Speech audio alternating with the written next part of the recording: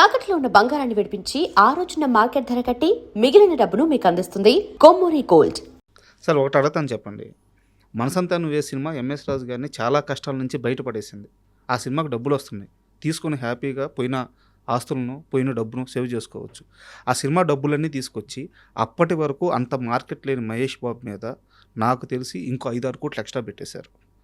ఎందుకు అంత ధైర్యం? 5-6 కోట్లు కంటే ఎక్కువ పెట్టానండి. ఒరిజినల్గా అంతకుముందు అయిన దానికంటే 5-6 కోట్లు అదే అయింది. ప్లస్ ఆ సినిమాకి నాకు వచ్చిన డబ్బులన్నీ అంత పెట్టాను. తర్వాత డబ్బులు వెనక్కి వచ్చిన తర్వాత ఒక 30% ఆఫ్ ద మనీ దేవిపుత్రుడులో పోయిన బయర్స్ అందరికి ఇచ్చాను. మళ్ళీ బ్యాక్ చేశారు. చాలా మంది అడుగుతారు ఇప్పటికీ, అది ఎందుకు ఇచ్చారు, ఎన్ఆర్ఐ కదా, ఎందుకు ఇచ్చారు వెనక్కి? అది ఇప్పుడు పెడితే కొన్ని 100 కోట్లు ఆస్తయ్యేది కదా. కరెక్ట్. నా మనసు ఒప్పి నేను ఇంకో సినిమా చేయలేను. వాళ్ళకి వచ్చినప్పుడు నాకు ఎంత వెనక్కి ఇస్తున్నారు అనేది నేను అడగను. వాళ్ళు పోయినప్పుడు ఎంత పోయిందని అడుగుతాను. రాజుగారు చెయ్యది ఏం చెయ్యో, ఎవరో చెప్పిన మాట ఉంటే మేబీ ఇంకా డబ్బు ఎక్కువ ఉండేదేమో అనేది ఎప్పుడు నాకు మాత్రం అనిపించలేదు. నేను అనుకుంది చేశాను అంతే.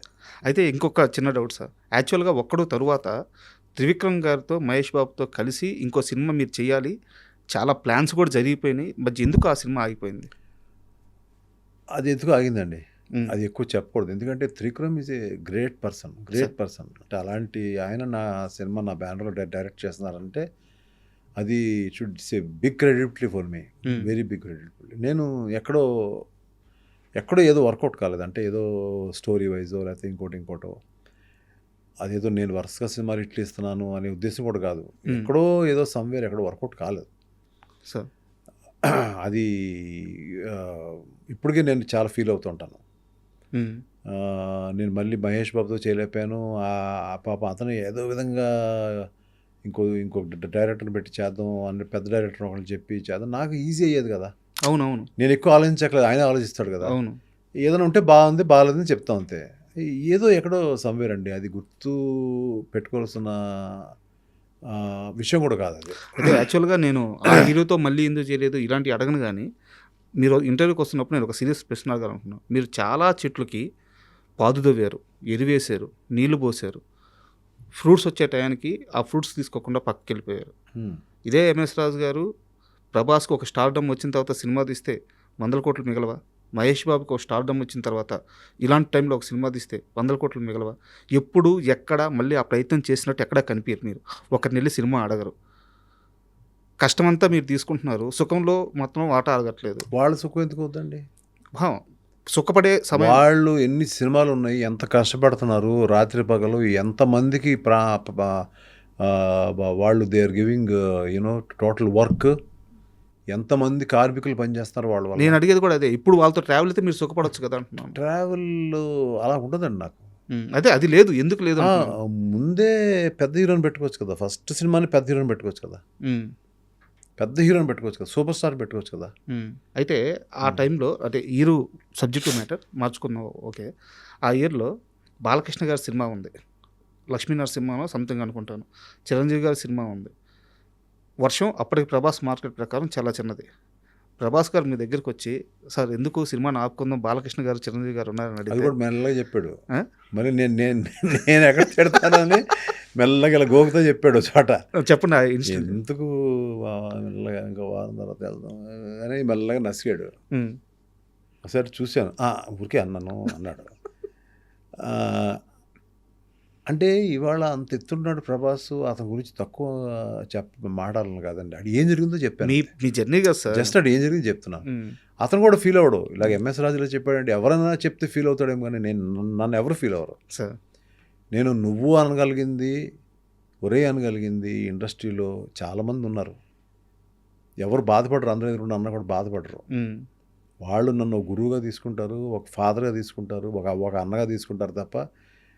సో అలాగని కావాలని స్టేజ్ మీద ఒరే నేను అన్నాం, వాళ్ళకి ఇచ్చే గౌరవం నేను ఇస్తా.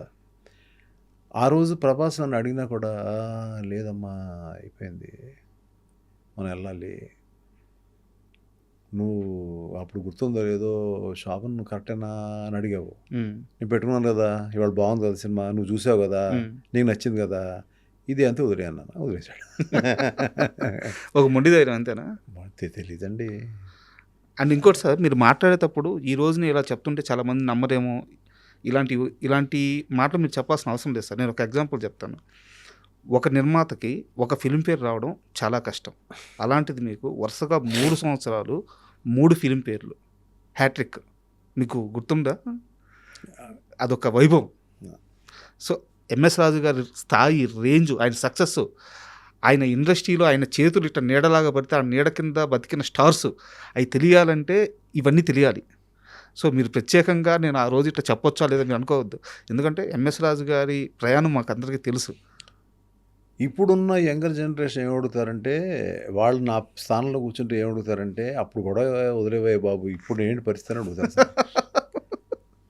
అయిపోయింది, తీసేసుకున్నాం, మళ్ళీ దాని గురించి గొప్పలు, దాని గురించి ఏదో సరదాగా కాస్త జనం ఇంట్రెస్ట్గా ఫీల్ అవుతారు. నువ్వు బ్యాక్ స్టోరీస్ కొన్ని, కొంతమంది హీరోలు ఎలా అయ్యారు, కొంతమంది ఎలా జరిగింది, వాళ్ళకి నాకు మంచి సంభాషణ జరిగింది అనే ఒక ఇంట్రెస్ట్, వాళ్ళ ఫేవరెట్ హీరోస్ కాబట్టి కొంచెం ఇంట్రెస్ట్ ఉంటుంది. కానీ ఎంఎస్ రాజు ఫిల్మ్‌ఫేర్ 3 తీసుకున్నాడు, ఇవన్నీ కూడా వాట్ నెక్స్ట్, నువ్వేం ఇప్పుడు ఏంటి, ఇప్పుడు అగదాకా వస్తుందా లేదా చెప్పు అని అంటారు. సో అది అయిపోయింది, హిస్టరీ అయిపోయింది. బట్ మీరు దట్స్ ఆ జనరేషన్ కూడా ఒక టీజర్తో కట్టిపడేశారు కదా. ఇప్పుడు అగదా టీజర్ని ఎంతమంది సోషల్ మీడియా షేర్ చేస్తున్నారంటే, సో వాళ్ళకి ఏంది, ఇప్పుడున్న జనరేషన్ ప్రకారం ఆ షార్ట్స్ నచ్చుతున్నాయి, ఆ థీమ్ నచ్చుతుంది. సో ఈవెన్ జంజీలు కూడా ఆ టీజర్కి బాగా కనెక్ట్ అయిపోయారు, ఫస్ట్ పోస్టర్కే కనెక్ట్ అయ్యారు. సో వాళ్ళని కూడా మీరు పట్టేశారు కదా. పట్టాల్సిన అవసరం ఉందండి. ఆ, అది పట్టాల్సిన సినిమాలో విషయం ఉంటేనే కదా అక్కడ వస్తుంది. సార్ అంటే అగదా విషయానికి వస్తే సార్, ఇప్పుడు యాక్చువల్గా ఇలాంటి ఓ సబ్జెక్ట్కి కాన్ఫ్లిక్ట్ పాయింట్ అని ఒకటి ఉంటుంది అనమాట. సో చుట్టూ ఎన్ని లేయర్స్ ఉన్నాయి సార్. ఇప్పుడు ఉదాహరణకు అరుంధతి తీసుకుందాం, మన దేవినే తీసుకుందాం. చుట్టూ ఎంత ఉన్నా ఆ ఎమోషన్ని రివీల్ చేసే ఒక మెయిన్ పాయింట్ ఉంటుంది కదా. సో అది చాలా జాగ్రత్తగా ప్రజెంట్ చేయగలిగితేనే ఆ సినిమా ఆడియన్స్కి రీచ్ అవుద్ది. సో అగదా విషయంలో మీరు ఎలాంటి జాగ్రత్త తీసుకున్నారో ఆ సోల్ పాయింట్కి? సార్ ఒకటి ఏంటంటే సార్, అసలు ఈ అగదా గురించి దాని కోర్ పాయింట్, దాని క్లాష్ ఏంటి, దాని ప్రాబ్లం ఏంటి అనేది నేను ఇప్పుడు చెప్పనండి. ఓకే, చెప్పొద్దు. చెప్పను, కానీ చాలా డెలికేట్ అండి. ఈ పాయింట్ని డీల్ చేయడం delicate and what you call complicated, very complicated. చచ్చిపోయామండి, అంటే బుర్ర పేలిపోయింది. It was not easy. మన అంటే అనుకుంటాం కానీ బయట నుంచి చూస్తుంటే చాలామంది పెద్ద డైరెక్టర్లు, చిన్న డైరెక్టర్లు అవ్వచ్చు, ఏదో రిలీజ్కి వస్తుందా లేదా, లేదంటే వెళ్ళి చూద్దాము ఏంటో, చూసిన తర్వాత బాగాలేదని చెప్పేద్దాం, బాగుందని చెప్పేద్దాం అనుకున్న వాళ్ళు ఉంటారు కదండి. దాని వెనకాతల ఎంత అంతర్మదనం ఉంటుంది ఒక డైరెక్టర్కి, రైటర్కి, వీళ్ళందరికీ కూడా టీంలో, స్టోరీలో ఇన్వాల్వ్ అయిన, స్క్రీన్ ప్లేలో ఇన్వాల్వ్ అయిన వాళ్ళు, యంగ్స్టర్స్ కానీ, పెద్దోళ్ళు కానీ, పెద్ద డైరెక్టర్ కానీ, అది వర్ణనాతీతం అండి. వాళ్ళు కూర్చున్న తీరు, వాళ్ళు కాసేపు కూర్చుంటారు, వాళ్ళు బుర్ర పేలిపోద్ది, అక్కడి నుంచి వెళ్తారు, బయటికి వెళ్తారు, టీకి వెళ్తారు, కాసేపు కారులో తిరుగుతారు, వస్తారు. వాళ్ళు చేసేది, ఇప్పుడున్న యంగ్స్టర్స్ టీమ్స్ కానీ, సీనియర్ టీమ్స్ కానీ, వాళ్ళకి దండం అండి నిజంగా. ఎందుకంటే ఆ బాధని నేను కొన్ని ఇయర్స్గా పడుతున్నానండి.